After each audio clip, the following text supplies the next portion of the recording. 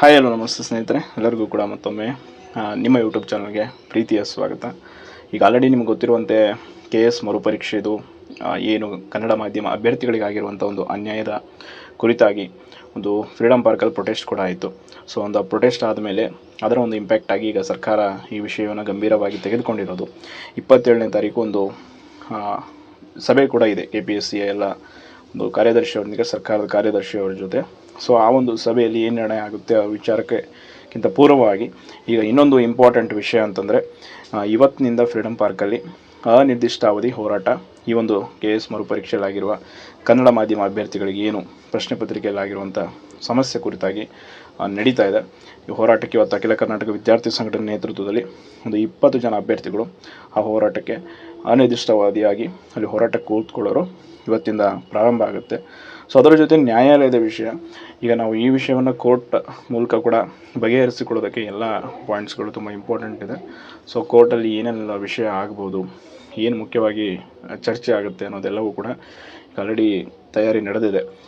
ನಮ್ಮ ಶ್ರೀಕೃಷ್ಣ ಅವರು ಈ ವಿಷಯವನ್ನು ಈಗ ಆಲ್ರೆಡಿ ತುಂಬ ಸೀರಿಯಸ್ ಆಗಿ ತೆಗೆದುಕೊಂಡು ವರ್ಕ್ ಮಾಡ್ತಾ ಇದ್ದಾರೆ. ಎಲ್ಲ ಅಭ್ಯರ್ಥಿಗಳು ಕೂಡ ಕೋರ್ಟ್ ವಿಷಯಕ್ಕೆ ತುಂಬ ಸಪೋರ್ಟ್ ಮಾಡ್ತಾ ಇದ್ದಾರೆ.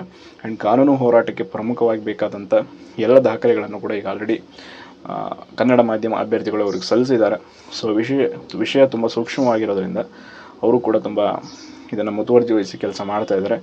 ಎಲ್ಲ ಒಂದು ಕನ್ನಡ ಮಾಧ್ಯಮ ಅಭ್ಯರ್ಥಿಗಳಿಗೆ ನ್ಯಾಯ ಕೊಡಿಸೋದಕ್ಕೆ ಪ್ರಾಮಾಣಿಕ ಪ್ರಯತ್ನ ಮಾಡ್ತಾ ಇರುವಂಥ ಎಲ್ಲ ಒಂದು ವಿಶೇಷವಾಗಿ ಅಖಿಲ ಕರ್ನಾಟಕ ವಿದ್ಯಾರ್ಥಿ ಸಂಘಟನೆಯ ಕಾಂತಕುಮಾರ್ ಸರ್ ಆಗಿರ್ಬೋದು, ಆ್ಯಂಡ್ ಸಂತೋಷ್ ಮರೂರಣ್ಣ, ಹಾಗೆ ಅದರ ಜೊತೆ ನಮ್ಮ ಶ್ರೀಕೃಷ್ಣ ಅವರು, ಇವರೆಲ್ಲರಿಗೂ ಕೂಡ ಎಲ್ಲ ಅಭ್ಯರ್ಥಿಗಳು ಪರವಾಗಿ ನಾನು ಕೂಡ ಧನ್ಯವಾದ ಹೇಳ್ತೀನಿ. ಕಾರಣ ಅವರ ಎಫರ್ಟು ತುಂಬ ಇದೆ ಈ ವಿಷಯದಲ್ಲಿ, ತುಂಬ ಅಭೂತಪೂರ್ವವಾದಂಥ ಕೆಲಸ ಮಾಡ್ತಾ ಇದ್ದಾರೆ. ಕಾನೂನು ಹೋರಾಟಕ್ಕಂತೂ ಅವರು ಹಿಂಜರಿಯುವಂಥ ಮಾತೇ ಇಲ್ಲದ ರೀತಿ. ಅದರ ಜೊತೆ ಅಭ್ಯರ್ಥಿಗಳು ಕೂಡ ಅಷ್ಟೇ ದೊಡ್ಡ ಮಟ್ಟದಲ್ಲಿ ಅವರಿಗೆ ಬೆಂಬಲವನ್ನು ನೀಡ್ತಾ ಇದ್ದಾರೆ.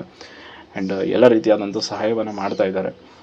ಈ ಹೋರಾಟದ ವಿಷಯದಲ್ಲಿ ಸೋಲು ಗೆಲುವು ಏನೇ ವಿಚಾರ ಇರಲಿ, ಬಟ್ ಇಲ್ಲಿ ಆಗ್ತಾ ಇರುವಂಥ ಪ್ರತಿ ಬಾರಿ ಪ್ರಶ್ನೆ ಪತ್ರಿಕೆ ಲೋಪದೋಷ ಆಗಿರ್ಬೋದು, ಇನ್ನೇನೋ ಪಾರದರ್ಶಕತೆ ಇಲ್ಲದೆ ನೇಮಕಾತಿ ನಡೆಯೋದು, ವಿಶೇಷವಾಗಿ OMR ವಿಷಯದಲ್ಲಿ ನಿಮ್ಗೆ ಗೊತ್ತಿದೆ ಅದಾಗಿರೋದು, ಆ್ಯಂಡ್ ಕೆಲವೊಂದಿಷ್ಟು ಕಡೆ ಬಂಧನ ಆಗಿರೋದು ಕೆಲವು ವ್ಯಕ್ತಿಗಳದು, ನಾವು KS ಪರೀಕ್ಷೆ ನಿಮ್ಮನ್ನು ಪಾಸ್ ಮಾಡಿಸ್ತೀವಿ ಅಂತೇಳಿ. ಈ ರೀತಿ ಆದಾಗ ಅಭ್ಯರ್ಥಿಗಳು 7 ರಿಂದ 8 ವರ್ಷ ಈ ಒಂದು ಪರೀಕ್ಷೆಗೆ ತಮ್ಮ ಸಮಯವನ್ನು ಮೀಸಲಿಟ್ಟಿರ್ತಾರೆ. ನಿನ್ನೆ ಅಷ್ಟೇ ನಮಗೆ ಒಬ್ಬ ಸರ್ಕಾರಿ ನೌಕರರು ಭೇಟಿಯಾಗಿದ್ದರು. ಬಟ್ ಅವ್ರು ನೇರವಾಗಿ ಹೇಳಿದರು, ನಾನು ಬಹಳ ವರ್ಷ ಆದಮೇಲೆ ಈಗ ಮತ್ತೆ ವಯೋಮಿತಿ ಸಡಿಲಿಕೆ ಕೊಟ್ಟೋದಕ್ಕೆ ನಾನು ಈ ಬಾರಿ ಪರೀಕ್ಷೆ ಬರೆದಿದ್ದೆ, ಬಟ್ ನನಗೂ ಕೂಡ ಈ ಬಾರಿ ಪ್ರಶ್ನೆ ಪತ್ರಿಕೆಯಿಂದ ನಾನು ಕನ್ನಡ ಮಾಧ್ಯಮ, ಸೊ ಇದು ಸಮಸ್ಯೆ ಆಯಿತು, ಏನು ಈ ರೀತಿ ಒಂದು ಅವಕಾಶ ಕೊಟ್ಟು ಕೂಡ ಇದು ಕಿತ್ಕೊಂಡ ರೀತಿ ಆಯಿತು ಅಂತ. ಖಂಡಿತವಾಗಿಯೂ ಬಹಳಷ್ಟು ಅಭ್ಯರ್ಥಿಗಳು ಇದೊಂದು ನೋವನ್ನು ಅನುಭವಿಸಿದ್ದಾರೆ. ಅವರಿಗೆಲ್ಲರಿಗೂ ಕೂಡ ನ್ಯಾಯ ಸಿಗುವಂಥ ಸಾಧ್ಯತೆ 100ಕ್ಕೆ 100ರಷ್ಟು ಇದೆ. ಅವರಿಗೆ ನ್ಯಾಯ ಸಿಗುತ್ತೆ ಅನ್ನೋ ಭರವಸೆ ಕೂಡ ಇದೆ. ಆ್ಯಂಡ್ ಅದಕ್ಕೆ ಅವರು ಪ್ರಾಮಾಣಿಕ ಪ್ರಯತ್ನ ಕೂಡ ಮಾಡ್ತಾ ಇದ್ದಾರೆ. ಸೊ ಈ ಒಂದು ಪ್ರಯತ್ನಕ್ಕೆ ಯಾರೆಲ್ಲ ಸಪೋರ್ಟ್ ಮಾಡ್ತಾ ಇದ್ದಾರೆ ಎಲ್ಲರಿಗೂ ಕೂಡ ಧನ್ಯವಾದಗಳು. ಆ್ಯಂಡ್ ಅದರ ಜೊತೆ ಈಗ ಆಲ್ರೆಡಿ KPSCಯ ಸಭೆ ಏನು ನಿರ್ಧಾರ ಆಗಿದೆ 27ನೇ ತಾರೀಕು, ಅದು ಖಂಡಿತವಾಗಿ ನಡೆಯುತ್ತೆ. ಆ ಒಂದು ಸಭೆ ಆದಮೇಲೆ ಇನ್ನಷ್ಟು ನಿಮಗೆ ಮಾಹಿತಿ ಸಿಗುತ್ತೆ ಏನಾಗ್ಬೋದು ಅಂತ. ಬಟ್ ಅದರೊಳಗಡೆ ಫಲಿತಾಂಶ ಪ್ರಕಟ ಆಗುತ್ತೋ ಇಲ್ಲವೋ ಅನ್ನೋ ಕೆಲವೊಂದಿಷ್ಟು ಜನ ಗೊಂದಲಗಳು ಅದಿದೆ. ಬಟ್ ಆ ಬಗ್ಗೆ ಯಾವುದೇ ಖಚಿತ ಮಾಹಿತಿ ಇಲ್ಲ ಫಲಿತಾಂಶದ ಬಗ್ಗೆ.